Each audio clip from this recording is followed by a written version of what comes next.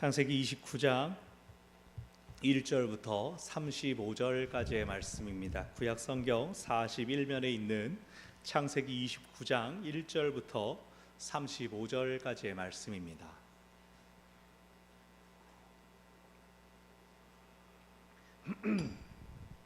제가 한 절, 여러분이 한 절 교독하여 하나님께 올려드리겠습니다. 야곱이 길을 떠나 동방 사람의 땅에 이르러 본즉 들에 우물이 있고 그 곁에 양 세 떼가 누워 있으니 이는 목자들이 그 우물에서 양떼에게 물을 먹임이라. 큰 돌로 우물 아귀를 덮었다가 모든 떼가 모이면 그들이 우물 아귀에서 돌을 옮기고 그 양떼에게 물을 먹이고는 우물 아귀 그 자리에 다시 그 돌을 덮더라.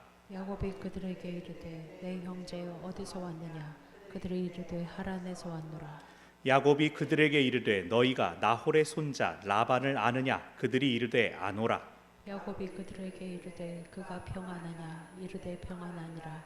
그의 딸 라헬이 지금 양을 몰고 오느니라. 야곱이 이르되 해가 아직 높은즉 가축 모일 때가 아니니 양에게 물을 먹이고 가서 풀을 뜯게 하라. 그들이 이르되 우리가 그리하지 못하겠노라. 때가 다 모이고 목자들이 우물 아귀에서 돌을 옮겨야 우리가 양에게 물을 먹이느니라. 야곱이 그들과 말하는 동안에 라헬이 그의 아버지의 양과 함께 오니 그가 그의 양들을 치고 있었기 때문이더라. 야곱이 그의 외삼촌 라반의 딸 라헬과 그의 외삼촌의 양을 보고 나아가 우물 아귀에서 돌을 옮기고 외삼촌 라반의 양떼에게 물을 먹이고 그가 라헬에게 입맞추고 소리내어 울며 그에게 자기가 그의 아버지의 생질이요 리브가의 아들됨을 말하였더니 라헬이 달려가서 그 아버지에게 알리매 라반이 그의 생질 야곱의 소식을 듣고 달려와서 그를 영접하여 안고 입맞추며 자기 집으로 인도하여 드리니 야곱이 자기의 모든 일을 라반에게 말하매 라반이 이르되 너는 참으로 내 혈육이로다 하였더라. 야곱이 한 달을 그와 함께 거주하더니 라반이 야곱에게 이르되 내가 비록 내 생질이나 어찌 그저 내 일을 하겠느냐. 네 품삯을 어떻게 할지 내게 말하라. 라반에게 두 딸이 있으니 언니의 이름은 레아요 아우의 이름은 라헬이라. 레아는 시력이 약하고 라헬은 곱고 아리따우니 야곱이 라헬을 더 사랑함으로 대답하되 내가 외삼촌의 작은 딸 라헬을 위하여 외삼촌에게 7년을 섬기리이다. 라반이 이르되 그를 네게 주는 것이 타인에게 주는 것보다 나으니 나와 함께 있으라. 야곱이 라헬을 위하여 7년 동안 라반을 섬겼으나 그를 사랑하는 까닭에 7년을 며칠같이 여겼더라. 야곱이 라반에게 이르되 내 기한이 찼으니 내 아내를 내게 주소서. 내가 그에게 들어가겠나이다. 라반이 그곳 사람을 다 모아 잔치하고 저녁에 그의 딸 레아를 야곱에게로 데려가매 야곱이 그에게로 들어가니라. 라반이 또 그의 여종 실바를 그의 딸 레아에게 시녀로 주었더라. 야곱이 아침에 보니 레아라. 라반에게 이르되 외삼촌이 어찌하여 내게 이같이 행하셨나이까. 내가 라헬을 위하여 외삼촌을 섬기지 아니하였나이까. 외삼촌이 나를 속이심은 어찌 됨이니이까. 라반이 이르되 언니보다 아우를 먼저 주는 것은 우리 지방에서 하지 아니하는 바이라. 이를 위하여 7일을 채우라. 우리가 그도 네게 주리니 네가 또 나를 7년 동안 섬길지니라. 야곱이 그대로 하여 그 7일을 채우매 라반이 딸 라헬도 그에게 아내로 주고 라반이 또 그의 여종 빌하를 그의 딸 라헬에게 주어 시녀가 되게 하매 야곱이 또한 라헬에게로 들어갔고 그가 레아보다 라헬을 더 사랑하여 다시 7년 동안 라반을 섬기다. 여호와께서 레아가 사랑받지 못함을 보시고 그의 태를 여셨으나 라헬은 자녀가 없었더라. 레아가 임신하여 아들을 낳고 그 이름을 루벤이라 하여 이르되 여호와께서 나의 괴로움을 돌보셨으니 이제는 내 남편이 나를 사랑하리로다 하였더라. 그가 다시 임신하여 아들을 낳고 이르되 여호와께서 내가 사랑받지 못함을 들으셨으므로 내게 이 아들도 주셨도다 하고 그의 이름을 시므온이라 하였으며 그가 또 임신하여 아들을 낳고 이르되 내가 그에게 새 아들을 낳았으니 내 남편이 지금부터 나와 연합하리로다 하고 그 이름을 레위라 하였으며 함께 읽습니다. 그가 또 임신하여 아들을 낳고 이르되 내가 이제는 여호와를 찬송하리로다 하고 이로 말미암아 그가 그의 이름을 유다라 하였고 그의 출산이 멈추었더라. 아멘. 제가 전에 섬기던 교회 근처에 사택을 구할 때 만난 부동산 사장님이 이런 말을 하더라고요. 목사님, 사람들은 다른 거 아닙니다. 돈 벌게 하는 목사님 있으면 그분께 다 모여들게 돼 있습니다. 이렇게 말을 하는 겁니다. 그분은 정작 교회를 다니지 않았고, 저는 그럼 목사가 성도들에게 어떻게 돈을 벌 수 있게 해줄 수 있을까? 그게 궁금했는데 그건 설명을 안 해주더라고요. 그냥 대충 듣기에 이런 뜻인가? 라고 생각하는 게, 이 세상에서 사람들이 자기에게 유익을 끼치는 사람들, 소위 돈이 많고 힘이 있는 사람들에게 더 가까이 하려 하는 것을 말하는 것이 아닌가. 흔히 말해서 콩고물이라도 떨어지는 거 더 받으려고 하는 그러한 이야기를, 그래서 목사가 그런 연결을 해줘야 된다라는 뜻이었을까라고 생각합니다. 있는 사람들한테 모여드는 사람들은 그에게서 떨어지는 것을 받아먹거나 혹은 그가 가진 것을 빼앗아라도 훔쳐서라도 자기를 채우려고 하는 못된 습성을 가진 사람들이 있죠.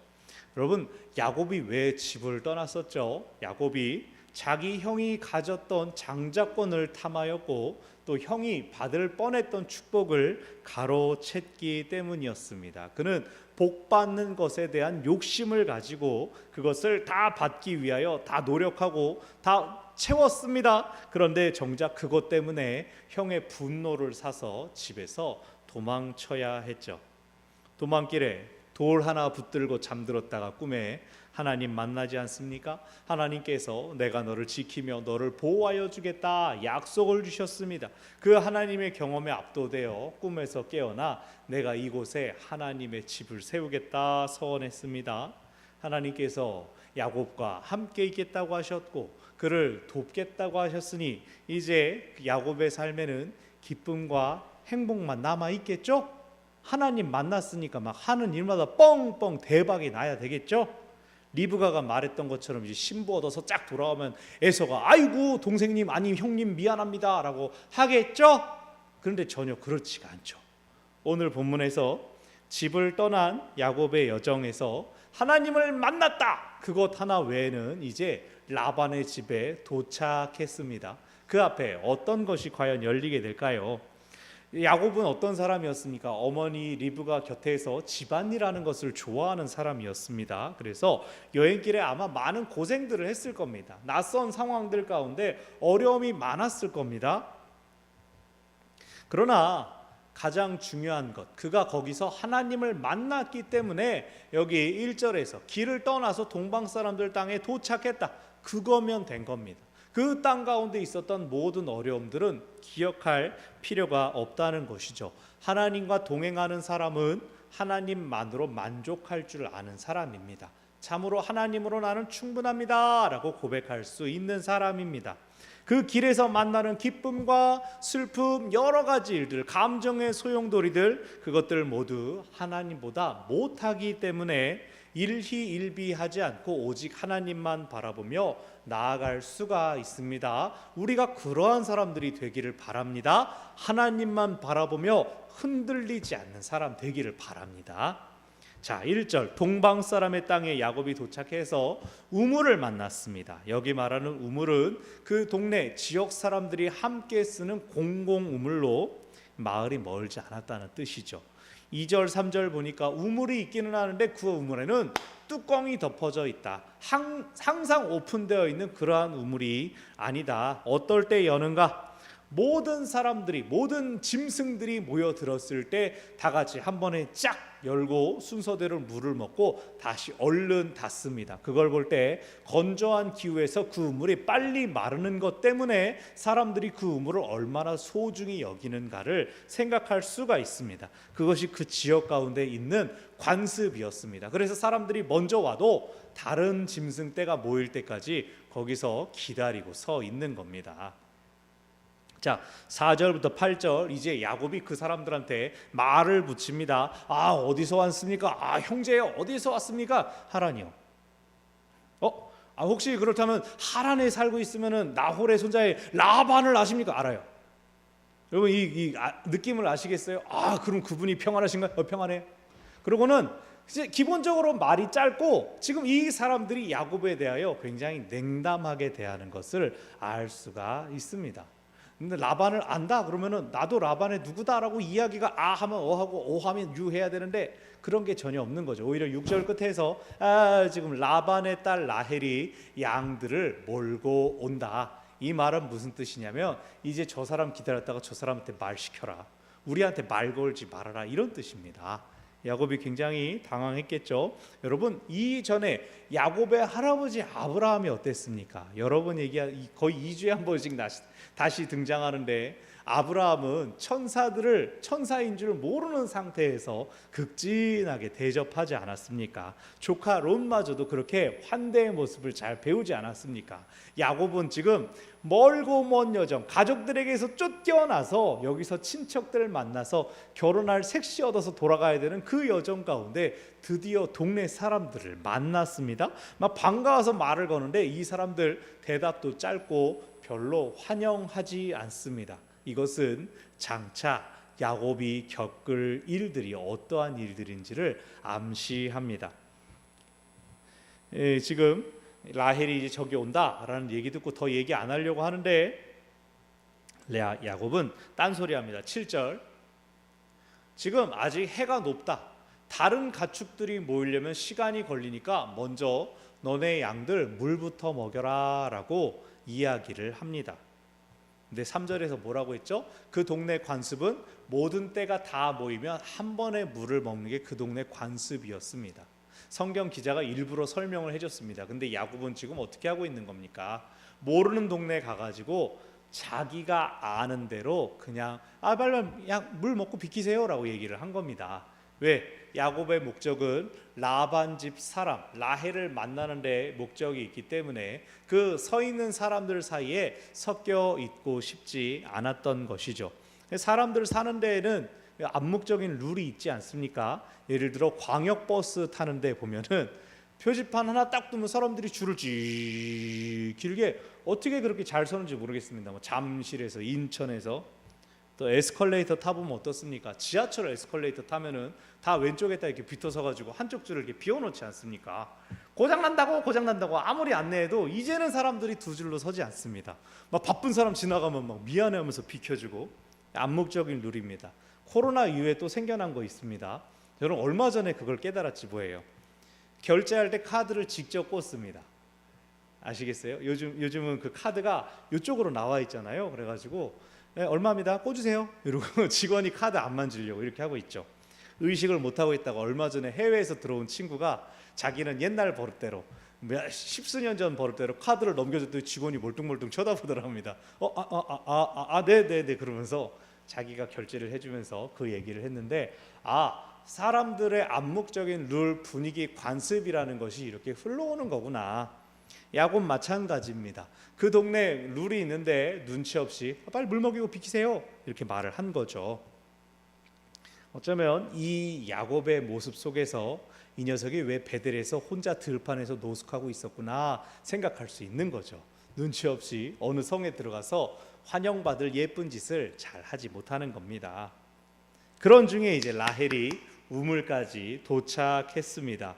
아마 라헬은 관습대로 자기보다 앞서 온 다른 목자들 뒤에 줄을 서서 그 양들이 물을 먹이면 그 다음에 자기 양떼를 넣으려고 하고 있었을 겁니다. 근데 갑자기 야곱이 끼어드는 것이죠. 10절을 보면 야곱이 앞장서서 갑자기 모두가 함께 옮겨야 되는 그 돌을 자기 혼자 끙차 옮겨버리고 먼저 물 먹어요 그러면서 남의 동네 와가지고 자기가 막 으쌰으쌰 친절을 베풀어 버리는 겁니다.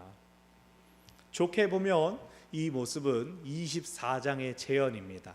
그 어머니 리브가가 아브라함의 종에게 낙타 10필의 물을 다 먹이지 않았습니까? 그것을 통해서 기도 응답이 있었구나라는 걸 보여주지 않았습니까? 어쩌면 야곱은 어머니가 들려주었던 그 이야기를 무리하게 의식했는지도 모릅니다. 나도 이 돌을 옮겨가지고 양한테 물을 먹이면 라헬이 나를 좋게 보지 않을까?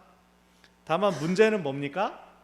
야곱이 그 동네 관습을 무시하고 자기 마음대로 독단적으로 행하고 있다는 겁니다. 이것이 그에게 어떻게 돌아오게 될까요? 이제 야곱이 라헬에게 자기 소개를 합니다. 그리고 그 소식을 듣자 라헬이 얼른 자기 아버지한테 달려갑니다. 그리고 13절을 보니까 집에 있던 라반이 아니 우리 조카가 찾아왔다고 그 소식을 듣고 보십시오.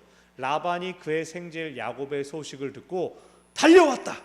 그리고 그를 영접하고 안고 입 맞추었다. 아주 급진히 환대하고 어이구 야곱 왔죠 우쭈쭈쭈 하는 것을 볼 수 있습니다. 왜 그럴까요? 라반이 이전에 뭘 봤냐면요, 아까 말씀드린 24장에서 아브라함이 보낸 사람은 열필 낙타에 가득 실린 보물을 싣고 온다라는 것을 쫓아가서 봤습니다. 내 여동생 리브가를 그렇게 데려갔지. 그래서 혹시 그러고는 또 얼른 달려온 겁니다. 그랬더니 한 놈만 서 있네. 거짓골이 다 돼가지고는 외삼촌 이러고 있네. 라반은 즉각 사태를 파악했을 것입니다. 여기 우물에서 나타나는 모든 장면들은 야곱의 앞날이 어떠할 것을 보여주는 다 복선들입니다. 어쨌든 목자들은 야곱에게 냉담하게 대했지만 라반은 환대해 주었죠. 그래서 13절 끝에 야곱이 자기의 모든 일을 라반에게 말하였다라고 합니다. 모든 걸 말할 때 과연 야곱이 제가 형도 속였어요, 제가 엄마랑 아버지도 속였어요 라는 이야기를 했을까요? 다 했는지 어쨌는지 모르겠지만 라반은 아마 그 야곱의 이야기들을 들으면서 뭐야 이놈 그러면 결혼 지참금도 아무것도 없네, 집에서 지금 도망쳐서 쫓겨왔네, 기대할 수가 없는 빈털터리 조카네 라는 걸 알았을 것입니다. 자 14절 라반이 아유 너는 그냥 내 혈육 맞지? 그러면서 자기 집에 데려가서 한 달을 살았습니다. 일단 한 달을 살았습니다. 여기 한 달이라는 시간은요, 먼저 27장에서 리브가가 야곱을 처음 떠나보낼 때 예상했던 네가 며칠 동안만 라반의 집에 있다가 돌아오면 형이 분노를 가라앉혔을 것이다 했던 바로 그 시간을 의미합니다. 한 달이 됐으니 야곱은 이제 선택해야 됩니다. 아내를 달라고 얘기를 하고 그 대가를 치러야 합니다. 15절 라반이 먼저 야곱에게 말하죠. 아 네가 내 생질이지만 어떻게 그냥 일을 하겠냐, 내가 품삯을 너에게 주마, 어떻게 하면 좋겠냐라고 이야기를 합니다. 내가 용돈 챙겨주마 라고 이야기하는 것과 내가 일한 싹을 챙겨주마, 임금을 챙겨주마, 조금 뉘앙스가 다르지 않습니까? 라반이 너의 품삯을 챙겨주마 라고 하는 말은 야곱을 다른 눈으로 보고 있다라는 걸 의미합니다. 여기서 이렇게 말하는 표현, 분위기는 따뜻한 것처럼 보이지만 가족 관계가 거래 관계로 변하게 됩니다. 갑이 생기고 읍이 생겨날 것입니다. 그러면서 여기 라반의 두 딸이 소개됩니다. 16절 17절 언니의 이름은 레아, 아우의 이름은 라헬인데 레아는 시력이 약했다, 라헬은 곱고 아리따웠다 라고 둘을 딱 봐도 누가 더 좋겠네 라고 생각되는 표현을 합니다. 옛날 개역 한글 성경에서는 시력이 약하다를 알력이 부족했다라고 했죠. 그래서 그때 말을 오늘 요즘 번역처럼 시력이 나빴다, 시력이 나빠가지고 늘 인상을 썼다, 다른 주어진 일들을 잘 감당하기에 조금 아쉬움이 있었다라는 뜻으로 보았습니다. 또 한편 영적인 의미로 보아서 레아가 좀 영리하지 못했다라는 해석들도 있었습니다. 어쨌든 언니가 동생보다 부족했다라는 걸 여기서 언급하고 18절 야곱이 봐도 라헬이 더 곱고 예쁘니까 나는 라헬과 결혼하고 싶습니다. 근데 자기 가진 게 없으니까 외삼촌을 위해 7년을 일을 하겠습니다 라고 약속을 합니다. 신명기 22장을 보면은 결혼 지참금의 최대 금액이 정해집니다. 최소 얼마를 주는 건 이웃들끼리 친척들끼리 할 수 있지만 최대가 너무 사치스러운 금액이 되지 않도록 정해지는 것이 50세겔입니다. 한 세겔은 고대의 일꾼들이 버는 한 달치 월급이 1세겔이었습니다. 그러니까 50세겔이면은 50달치, 4년 좀 넘게 일해주고 받는, 그것도 상당히 사실은 큰 금액이죠. 그러면 1세겔로 만약 쳤다고 하면 4, 5년 불러도 되는데, 4년이요, 5년이요 이래도 되는데 야곱은 지금 7년이요 라고 자기가 얘기를 했습니다. 무슨 뜻일까요? 라헬이 그만큼 가치 있는 사람이라고 나는 생각합니다 라고 아주 멋지게 고백한 겁니다. 제가 지금 가진 것은 땡전 한 푼 없지만 7년을 일해 드리겠습니다 라고 약속했습니다. 19절 라반이 아유 좋지, 네가 그렇게 하면 좋겠다. 20절 라헬을 위해 7년 동안 라반을 섬겼는데 여기 유명한 표현이 나오죠. 그를 사랑하는 까닭에 7년을 며칠같이 여겼다. 여기 다시 며칠이 리브가가 말했던 며칠 동안 거기 있다 돌아와라 라고 했던 그 며칠을 의미합니다. 지금 야곱은 계속 그 생각을 했다는 거예요. 7년 뒤에 라헬이랑 결혼하면 이제 라헬이랑 같이 돌아가면 되겠다. 마침내 7년이 지나고 약속한 기일이 됐습니다. 21절 야곱이 이제 됐으니 내 아내 주십시오 라고 말을 합니다. 라반이 뭐 행동을 하는데 대답이 없어요. 22절 보면 라반이 결혼 준비를 하는데 오냐 알겠다 잘했다 수고했다라는 한마디 말도 없이 그냥 액션을 취합니다. 여러분 사실 근데 계약을 맺었지 않습니까? 딸을 주는 게 라반이지 않습니까? 기한을 7년이라고 받아들인 게 라반이면 7년이 됐으니 이제 내 딸을 데려가라 라고 얘기를 해야 되는데 야곱이 이제 7년 됐어요 주세요 라고 말하는 걸 보면 이 라반이 지금 꼼꼼하게 챙기지 않고 있다? 수상합니다. 자, 어쨌든 결혼식 잔치가 열렸고 이웃들이 모였고 이스라엘의 결혼은 일주일 동안 결혼 축하연을 보내게 됩니다. 첫날 밤에 신랑은 베일을 쓴 신부를 데리고 신방에 들어가서 베일을 자기가 둘러싸고 있는 망토로 신부를 안고 이 첫날 밤 방으로 들어가게 됩니다. 그런데 여기서 23절 레아를 씌워서 이걸 씌워놓고 레아를 야곱에게 보내버렸습니다. 아이고 불을 너무 빨리 껐나 봅니다. 야곱이 레아인 줄 모르고 그냥 초야를 보내버렸습니다. 자 보십시오. 밤이라는 환경 캄캄합니다. 잘 보이지 않습니다. 그리고 라반과 레아가 공모해서 야곱을 속이는 것 뭡니까? 그가 전에 아버지를 속였던 사건이 똑같이 반복되지 않습니까? 눈이 어두워 앞을 볼 수 없는 아버지를 어머니와 아들이 속였는데 여기서 이렇게 완전히 바뀌었습니다. 야곱이 뿅 당했습니다. 어쩌면 이 다음 날 그걸 보면서 아버지를 떠올렸을지도 모르죠. 25절 아침에 보니 레아라. 이 장면이 너무나 어우 잘 졌어. 와! 그러면서 깜짝 놀란 겁니다. 주석학자들은 아예 얘기합니다. 라헬이 곱고 아리따웠다고 했기 때문에 레아가 못생겼을 것이다. 처음 약속을 할 때 라반 생각에 7년이면 레아도 그전엔 시집을 가겠지라고 생각을 했는데 앞차가 안 빠진 거예요. 소위 말로. 그러니까 그 생각을 하고 잘됐다 어차피 야곱 어이 그러면서 보냈던 것이죠. 라반이 그때서야 26절에 하는 말 언니보다 아우를 먼저 주는 건 우리 지방에서 하는 거 아니다. 지금 29장 앞에 어떻게 시작했습니까? 그 동네 양들 물 먹이는 관습부터 얘기했는데 야곱이 무시하지 않았습니까? 근데 여기서 라반이 얘기하는 겁니다. 우리 원래 이래. 우리 원래 언니를 먼저 보내는 거야. 어쩔 수 없으니까 일단 일주일 동안 잘 살아. 결혼식을 끝까지 다 완성해 라고 27절 7일을 다 채워라 라고 이야기를 합니다. 야곱은 여러 생각이 들었을 겁니다. 아니 원래 관습이 그러면 그 얘기를 먼저 하든가 라헬을 주십시오 그러면은 야 레아가 먼저 시집 가야 되는데 라는 그 얘기를 해주든가 그럼 야곱이 기도라도 했겠죠. 레아 앞길에 뭐 소개팅이라도 했겠죠. 그리고 여러 가지 질문이 듭니다. 라반과 레아가 이 첫날 밤 신부 바꿔치기 할 때 라헬은 뭐 했냐는 거예요. 라헬은 뭐 했을까요? 사이가 너무 좋은 자매였을까요? 언니 화이팅! 말하지 말아라 그러고 있었을까요? 속이기만 했던 여태까지 속이기만 했던 형을 속이고 아버지를 속였던 그 야곱이 속는 장면이 엄청 철저하지 않습니까? 아무도 그의 편을 들어주지 않아요.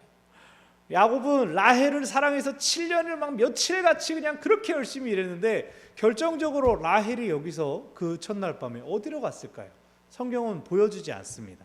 그냥 야곱이 꽝 속은 것만 보여줍니다. 27절, 여전히 라반이 갑에 있습니다. 7일 동안 그냥 결혼식은 일단 레아랑 결혼한 걸로 해.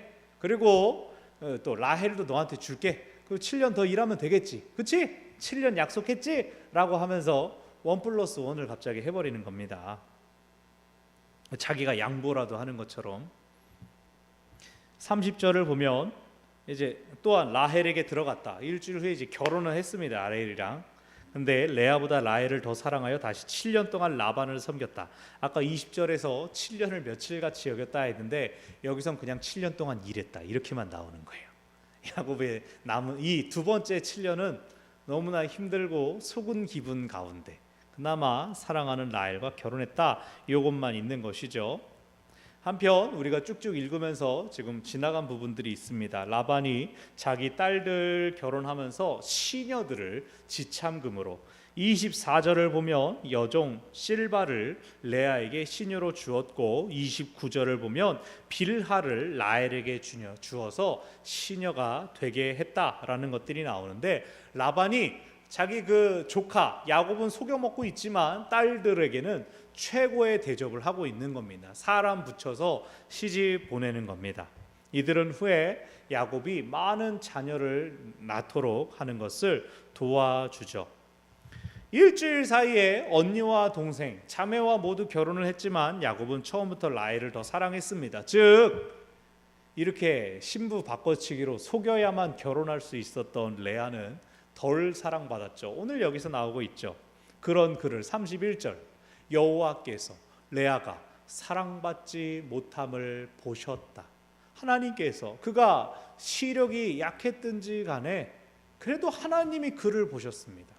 하나님이 그를 불쌍히 여겨주셔서 그의 태를 열어주셨습니다. 32절부터 35절까지 레아가 아들을 쫄쫄이 낳습니다. 아이들을 낳을 때마다 레아가 하나님을 기억합니다. 32절, 르우벤을 낳고 나서 여호와께서 나의 괴로움을 돌보셨구나. 자기한테 아이가 생긴 것이 무슨 뜻인지를 레아는 안 것입니다. 남편이 이제 나를 사랑해 주겠지. 어떻게? 33절, 그다음에 또 임신했습니다. 시므온이라고 이름을 지으면서 여호와께서 내가 사랑받지 못하심을 들으셨구나. 듣다라는 뜻의 시므온이라는 이름을 붙였습니다. 레아는 지금 하나님께서 나를 불쌍히 여기고 계시는구나 라는 것을 너무나 잘 알고 있었습니다. 이 르우벤, 시므온 이름을 부를 때 이 레아의 겪었던 비통한 심정들이 너무나 잘 나타납니다. 그러나 그녀는 하나님께 소망을 두고 있습니다. 또 셋째가 태어났습니다. 레위가 태어났습니다. 이제 남편이 나랑 연합하겠지. 연합, 레위. 그런데 네 번째 아들 유다를 낳으면서 내가 이젠 여호와를 찬송하리로다. 남편이 언급되지 않아요.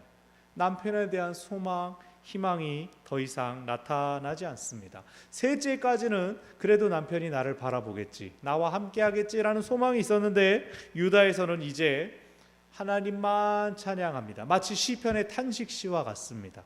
현실은 전혀 변하지 않았지만 하나님 찬양합니다. 아이고 감사합니다. 하나님 바라보겠습니다 라고 하는 겁니다. 35절에 그의 출산이 멈추었다라고 나오는데, 사실 여러분 다 아시잖아요. 우리 수요 저녁마다 어린이들이 자꾸 나와가지고 조금 조심스러웠지만 우린 다 알잖아요. 아기가 어떻게 생기겠어요? 부부가 생기는 건데, 야곱이 레아를 사랑하지 않았지만 부부의 관계를 계속 했다는 뜻이에요. 이거 나쁜 놈 아닙니까? 그래서 여기서 출산이 멈췄다라는 것은 레아가 더 이상 야곱과의 관계에 목을 매지 않았다라는 뜻일 수가 있습니다. 사랑받지 못하는 그 관계 가운데 매달렸던 가엾은 여인 레아가 넷째까지 낳게 되고, 아이고 그냥 내가 하나님만 바라봐야겠다, 내 잘 키워야겠다, 그런 겁니다. 근데 이제 다음 주에 볼 출산 경쟁이 이제 자매들 간에 이루어지죠. 그때 라헬이 언니 레아를 엄청 견제하지 않습니까? 자기 시녀 들여보내고 막 합한 채 월계수 잎을 가지고 거래를 하고 흥정을 하지 않습니까? 그랬을 때 어쩌면 라헬이 말했을지도 모르죠. 오빠, 라헬 입장에서 오빠, 언니야 나야, 나를 더 사랑한다면서 뭐 언니만 자꾸 애 낳는다? 뭐 애 낳는다고 막 가지게 하냐? 라고 바가지를 긁었을지도 모르죠. 레아가 야곱의 사랑을 더 이상 느끼지 못해가지고 나 더 이상 부부관계 못하겠다라고 했어도 참 마음 아프고 비참하고, 라헬이 견제해가지고 오빠 이제 밤에는 저희 언니랑 놀지 마 했어도 그것도 비참하죠. 그러니 하나님께서 레아를 불쌍히 여기신 것, 레아에게 은혜를 베풀어 주신 것 참 감사한 일입니다. 우리 하나님 참 좋으신 분이십니다. 자, 여러분, 처음 하란에 도착했던 야곱, 그의 말, 그의 행동에서 야곱은 그가 철저히 이방인이라고 온몸으로 드러냈습니다. 그 지방의 뻔히 관습들을 알면서도 그것들을 파괴하고 자기를 잘 상대하고 싶어 하지 않은 목자들한테도 눈치 없이 자꾸 자기 하고 싶은 말들을 붙였었죠. 그 모든 모습들이 자기의 외삼촌, 자기가 그토록 만나려고 했던 외삼촌에게 속는 모습, 뒤통수 맞는 모습으로 돌아왔습니다. 집에서 가장 잘 속이는 자였던 야곱이 여기 와서는 된통 당하고 속는 역할만 하고 있습니다. 또 아까 말씀드린 것처럼 다음 주에 이제 야곱은 자기 아내들의 출산 경쟁에 휘말립니다. 도구가 됩니다. 야곱의 처음 목적과 의도는 무엇이었습니까? 얼른 아내를 얻어서 어머니한테 돌아가야지, 우리 엄마한테 가야지 했는데 아내를 얻기는 했지만 돌아갈 수는 없고, 비록 계약 때문이고 외삼촌이긴 하지만 남을 위해 일하는 신분으로 전락당합니다. 이용당합니다.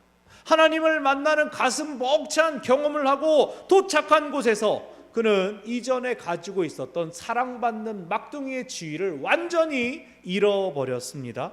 자신을 환대했던 외삼촌, 물질적으로 받을 것이 없으니까 야곱을 이용해 먹죠. 그러나 하나님은 이 모든 상황들을 통하여 야곱을 성숙하게 하십니다. 적어도 그에게는 자녀를 많이 가질 수 있는 환경이 열렸습니다. 이것은 단순히 노동력이 안정적으로 공급될 것이다, 그것만이 아니라 그에게 주어진 언약, 하나님께서 많은 자손을 주시겠다라고 약속하셨던, 아브라함 때부터 주셨던 그 언약 가운데, 그 언약이 이루어지는 것 가운데 야곱이 한 걸음 나아간 것입니다. 사람의 계획과 시간표, 의도가 모두 다 엉망진창이 되어버렸지만 하나님께서 그를 성숙하게 하시고 그를 풍요롭게 만드실 계획은 이미 예전에 시작되었습니다. 말씀을 정리합니다. 우리 찬양팀 나오시고요. 사랑하는 여러분, 우리의 생각, 계획이 뜻대로, 우리가 기대했던 대로, 예상했던 대로 흘러가지 않는다 하더라도 그것은 절대 하나님 이제 일 안 하신다, 그런 뜻 아닙니다. 하나님은 결코 멈추지도 않으시고 하나님은 우리를 물러나게도 하지 않으십니다. 하나님의 완전한 계획은 우리가 하나님께 더 가까이 나아갈수록 알게 됩니다. 하나님께 더 가까이 나아갈 때 깨닫게 됩니다. 하나님께 나아가는 과정이 당장 우리 눈으로 보기에는 세상에서는 낮아지고 세상에서 비참해질 것을 감당해야 되는 것처럼 보일지라도 그 모든 걸음에 하나님께서 우리와 함께 하심을 기억한다면 우리는 겉으로 보이는 모습이 아니라, 사람들이 겉에서 나를 평가하는 모습이 아니라 우리 내면의 성숙과 성장으로 인하여 기뻐할 수 있을 것입니다. 그것을 우리가 다 할 수 없습니다. 우리 힘만으로 안 돼서 우리에게 성령님이 필요합니다. 우리를 도우시는 성령님이 필요합니다. 그리고 하나님께서는 도우심을 구하는 자들의 기도를 들으시고 응답하여 주십니다. 우리 아까 불렀던 찬송 예수님 목마릅니다, 함께 다시 부르겠습니다.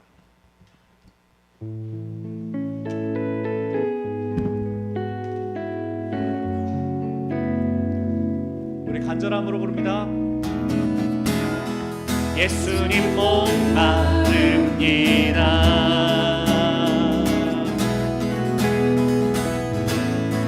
오시어 기름 부으소서.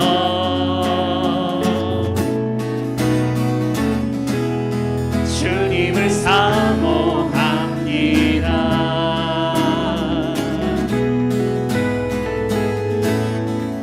오셔서 채워주소서.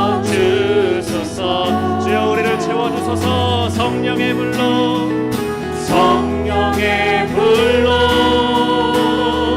성령의 불로 임하소서.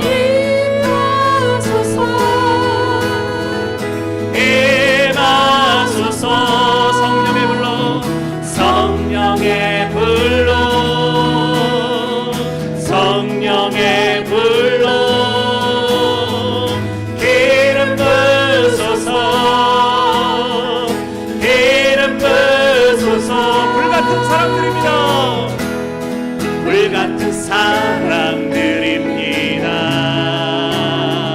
나의 간구를 들으소서. 나의 간구를 들으소서. 이 세상 어느 것보다 이 세상 어느 것보다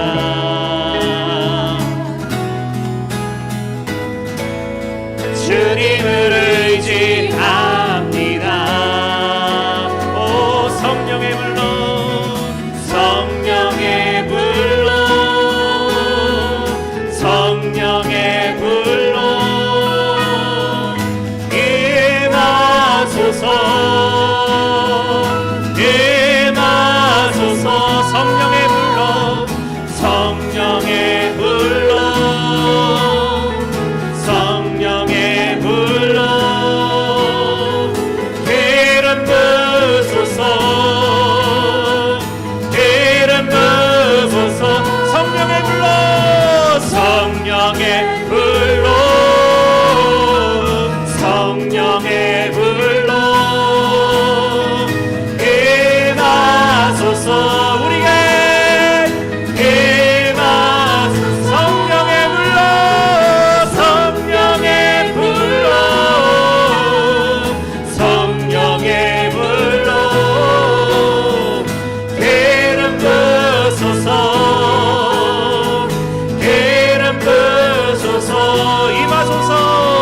임하소서.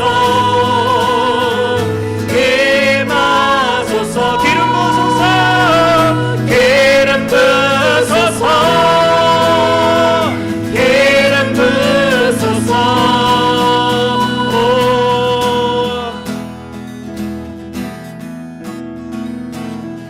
같이 기도합시다. 성령 하나님, 우리를 도우소서. 우리에게 임하소서. 우리를 이끄소서. 우리를 주장하소서. 성령 하나님, 주의 도움을 구하오니 넘어지고 지치고 상했던 그 모든 순간들로부터 하나님 보게 없소서. 성령 하나님, 우리 가운데 임하시고 저희를 도우소서. 함께 기도합니다. 아버지요, 아버지요, 우리가 주님에게 목마릅니다.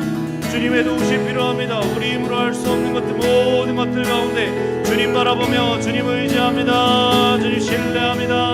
우리를 도우시고 우리 가운데 능력 다하소서. 예수님 우리에게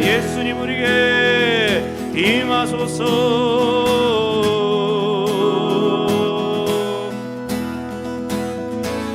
주님 우리를 도우시고 우리를 인도하소서.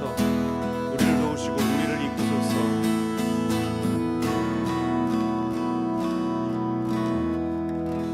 주님을 간절히 찾고 부르짖는 종들에게 응답하여 주시옵소서.